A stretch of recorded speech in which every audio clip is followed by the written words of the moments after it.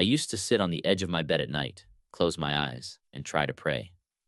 I'd go through my mental list of requests, asking God to bless my family, fix my career, and give me direction. Then, I'd stop talking and sit in the dark, waiting to hear a booming voice. Nothing ever happened. All I heard was the hum of the refrigerator downstairs and the chaotic loop of my own thoughts. I honestly felt like a failure. I'd hear other guys talk about how God spoke to them, and I wondered if my faith was broken.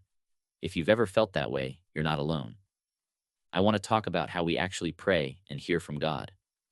We have to strip away the religious hype and look at what Scripture commands, alongside how God actually wired our brains to communicate with Him. The first thing I had to realize was that my brain was naturally working against the way I was trying to pray. In 2009, Dr. Ufi Jutt from Aarhus University used fMRI scans to watch the brains of Christians while they prayed. He found that when people recited memorized, formal prayers, their brains just showed standard language processing.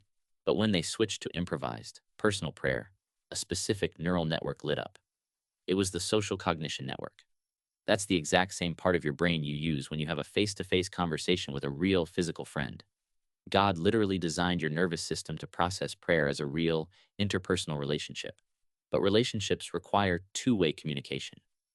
If you just rattle off a list of demands and leave, you aren't communicating. You have to listen.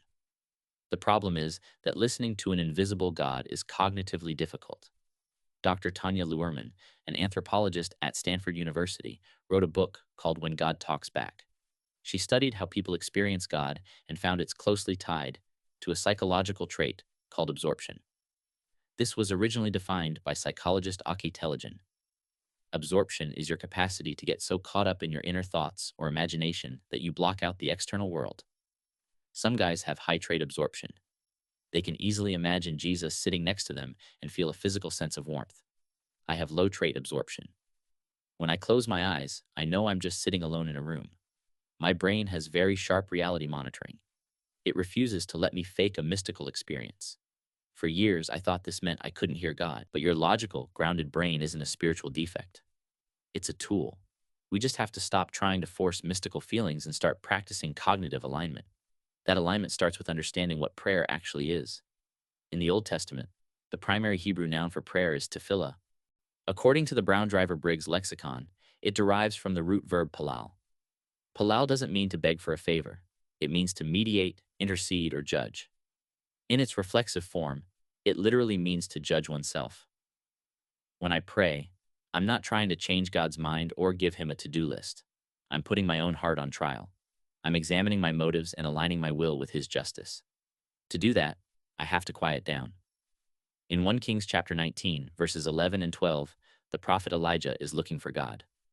Scripture says, "And he said, 'Go forth, and stand upon the mount before the Lord.' And behold, the Lord passed by, and a great and strong wind rent the mountains, and brake in pieces the rocks before the Lord. But the Lord was not in the wind, and after the wind an earthquake.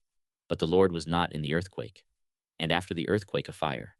But the Lord was not in the fire, and after the fire a still small voice." God wasn't in the chaos. He was in the whisper. You can't hear a whisper if your internal volume is turned all the way up. Psalm 46:10 gives us a direct command: "Be still, and know that I am God." The Hebrew word for be still in that verse is rapha. The Gesenius lexicon defines rapha as to sink, let drop, slacken, or cease striving. It means dropping your fists. You have to let go of your need to control the outcome before you can hear anything. When you practice that stillness, something physical happens inside your skull. Dr. Andrew Newberg, a neuroscientist and author of How God Changes Your Brain, studied individuals engaged in deep, focused prayer using SPECT brain scans. He observed an increase in blood flow to the prefrontal cortex, which handles intense focus. At the exact same time, he saw a massive decrease in activity in the superior parietal lobe. That's the part of your brain that handles your sense of physical space and tells you where your body ends and the room begins. When that area quiets down, your rigid sense of self softens. You drop the ego chatter and experience a genuine connection to something outside yourself. So you sit in the quiet, your brain shifts, and a thought pops into your head. How do you know if it's God or just your own internal monologue? This is where that sharp, logical brain comes in. The Apostle Paul gives us the blueprint in Romans chapter 12, verse 2. He writes, "Do not be conformed to this world, but be transformed by the renewal of your mind. that by testing you may discern what is the will of God, what is good and acceptable and perfect. The Greek word used there for testing is dokimazo. The Strong's Greek lexicon defines it as to test, examine, prove, or scrutinize to see whether a thing is genuine. A metalworker uses fire to test gold. We have to use a filter to test our thoughts. I call this practice cognitive testing. When I'm sitting in the quiet and a thought or a conviction surfaces, I run it through a strict filter. First, I test it against Scripture. God will never give you a silent nudge that contradicts His written word. Second, I look at the tone of the thought. In the 16th century, a theologian named Ignatius of Loyola wrote the Spiritual Exercises, where he outlined the discernment of spirits. He noted that God's voice brings spiritual consolation. It brings a deep, steady peace, even if it's correcting a sin. Our own anxiety brings spiritual desolation. It feels frantic, confusing, and rushed. If a thought makes me feel frantic, I dismiss it.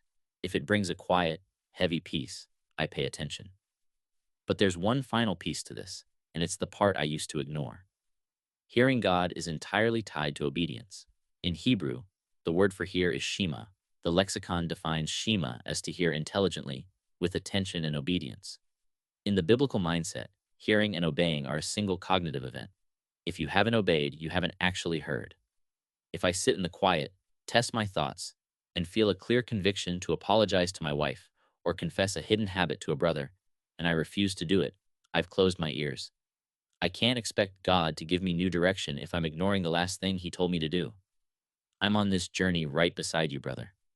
I still have days where my mind is too loud, and the room feels entirely empty.